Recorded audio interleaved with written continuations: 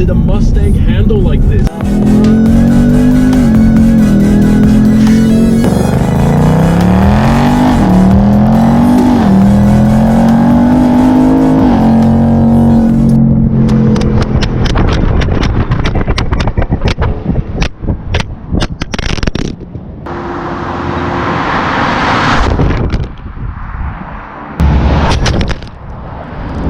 Welcome back to Adam Drives LA, where I drive the coolest cars on LA's most iconic roads. Today we are in beautiful Malibu on a hot, sunny 85-degree day, but we have something special for you. Check it out. This is the brand new 2021 Mach 1 Mustang, courtesy of Ford of Santa Monica. Call them up, they have inventory. Ladies and gentlemen, if you've not already subscribed to the channel, please do so now. Scroll down, smash the like button, and without any further ado, let's get in so I can show you why Ford calls this the ultimate version of the 5.0 V8.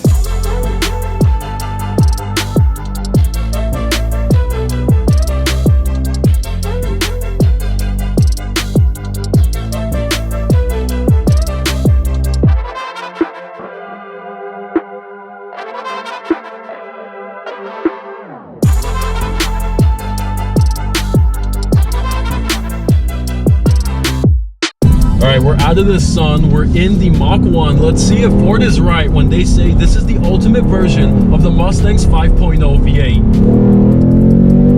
Lots of power. Immediately we know that.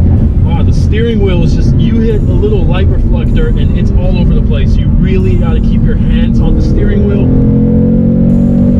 Oh, there's no lack of power. 480 horsepower, 460 torque. That's 20 more than the regular GT. And the 480 and 460 is exactly what the Bullit had. The Bullit is gone, the Mach 1 takes its place. But the Mach 1, in my opinion, is the better car because it has a lot of parts from the GT350 and the GT500. Most importantly, the one thing that we're missing is the 6-speed manual transmission, the Tremec 6-speed gearbox that comes from the GT350. That really makes the car. That's probably the one I'm going to tell you to go with when you order this car. I have it in the automatic. Wow, the suspension is really solid. I mean, the car is just planted on its feet. I mean, go back 10 years. In what world did a Mustang handle like this? Any of them? Talk about the GT500, the GT350, this car, the Mach 1, the Bullit. I mean, all of them are just terrific all-around track cars at this point. You only need to go back a couple of generations to see the really slow shifting, I mean, awful handling, just wild, out of control V8s that had no refinement whatsoever. This is not the same car. Now, I learned a big lesson from my GT500 video. When you're driving a Mustang in this kind of power range, you have to keep the variable exhaust on the quietest mode. Otherwise, you won't be able to hear a thing I say. So I'm going to keep it in the quiet mode while we talk a little bit about what the Mach 1 is. Now, the Mach 1 was originally introduced in 1969. Mustangs were just simply not able to keep up with the faster Camaro and the Firebird from GM. So the Mustang created a Mach 1. Now, funny enough, back then in 1969, you had, I believe, 4 options for engines. Did you know one of them was a 7.0 V8? That is monstrously big. So this current 2021 Mach 1 is a reintroduction from the previous one, which was 17 years ago. 2003, I believe, was the last year they made a Mach 1. Then came the Bullit, and we've had a couple of other variations like the Shelby GT, the California. Now here we are in the new Mach 1. It looks awesome. We're gonna jump right into the design. Now, my initial thought when I first saw this car all blacked out and detailed, ready to go from Ford of Santa Monica, I looked at the wheels. The wheels stand out. They remind me a lot of really thin kind of BMW M3, M4 competition wheels with the thin spokes. It's not what you expect out of a Mustang, but damn, do they look good on this car. Now, following along with the theme of having everything blacked out, the only thing that stands out is the red pinstriping. You have it along the side of the car, you have it on the hood, which is reminiscent of the original Mach 1s. They all had these decals all over them. I like that they've done it tastefully. It's not over the top. And the best thing, because the car is black with the red pinstripes, the brakes, these giant Brembo brakes, brakes are also painted black with the red lettering. That looks amazing. The front end of this car, you notice two things immediately. One, that massive front chin spoiler that looks like it's 2 levels. It's coming so far out. The front end is just in a different time zone on this car. I love how aggressive that looks. It really helps the stance of the car. The second thing you notice is the fog light delete. These, although they are closed now, they are very thin plastic pieces that you pull out after the customer has purchased the car. These open up to provide more cooling into the engine. As we go down the side of the car, you see the wonderful, giant, thick Mach 1 badge. Really have to tell people that this is something special. Now, as you go down the side of it, you notice the nice rocker panel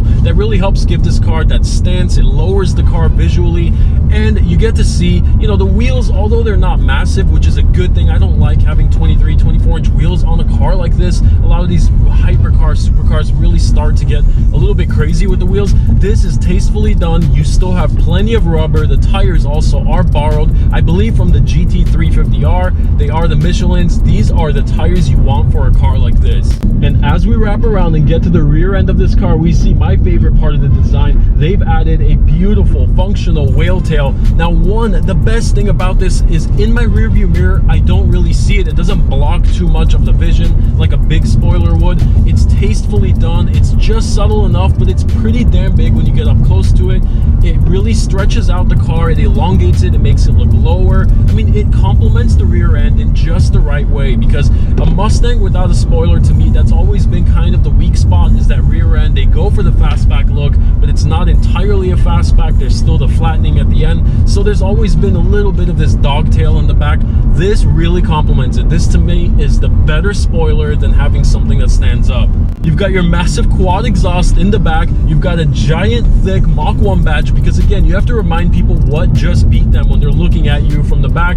And I have to add, every single vent on this car is real. Audi, take note. I always say this. These are totally functional. There's no lies, no gimmicks. The car is exactly what it looks like, a track-focused car, but I'm going to tell you why it's still very much a daily drivable one.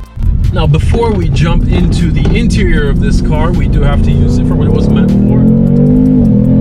So much power.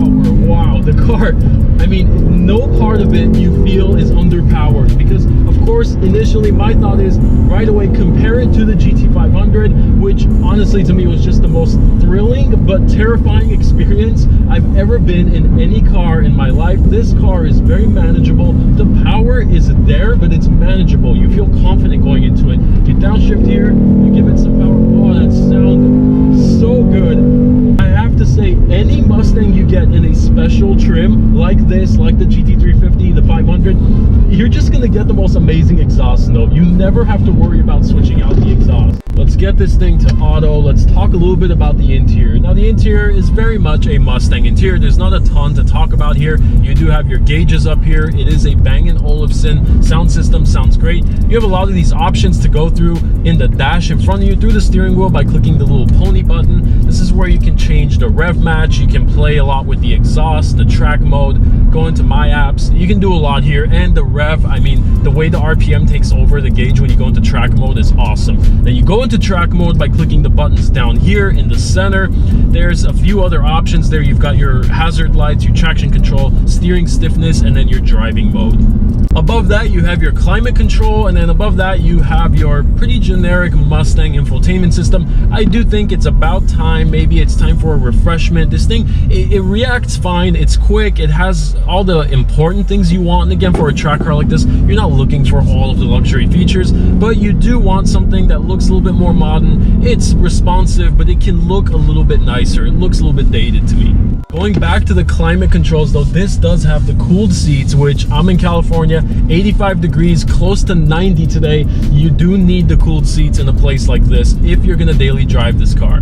The interior materials are very much what you expect out of a Mustang. That's not to say that it's bad, but it's obviously it's not the most luxurious thing. I mean, that's not what this car is meant for, especially the Mach 1, which is very much a track-focused daily driver. I mean, you will never get a massive whale tail like the one that's behind me on a luxury car. So on the door, you've got a lot of plastic, which isn't that exciting to look at. Some leather, which kind of helps brighten it up. Some metal.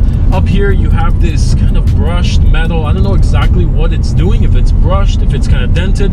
It looks cool. All the Mustangs get some kind of treatment like this on the dash. Next to the gauges up here, you have your Mach 1 chassis number. They really want to remind you that you are in something special.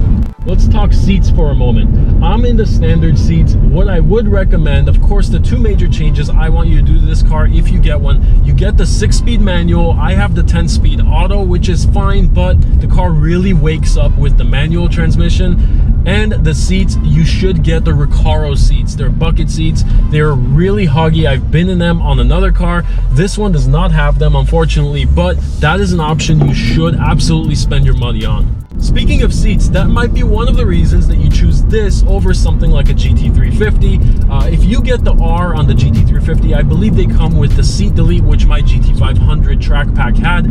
This one has the rear seats, although you can kind of see what I'm dealing with here. I don't know if you're really going to use them, but they're there in case you wanted to use it. Now, when it comes down to whether or not you should buy this car, it's going to come down to entirely what you will be using the car for. If you're looking for a dedicated track monster, you have to just save up your money and go for the GT500, maybe the GT350R, but these are cars that have a massive markup. They're tough to get your hands on, extremely limited numbers. But if you have the money and you want a really exciting car that you can drive on the road, it's totally track capable, looks great, is refined, I mean, and you're just attracted to the Mustang, the Ford brand, this is the car to get. The Bullit is gone. That was the good one. Now we have the Mach 1, which in my opinion is the better car over the Bullit. It's refined. It shares a lot of these track parts that you are going to want in suspension, all of that with the GT500, the GT350. It has a little bit of everything you need in a Mustang.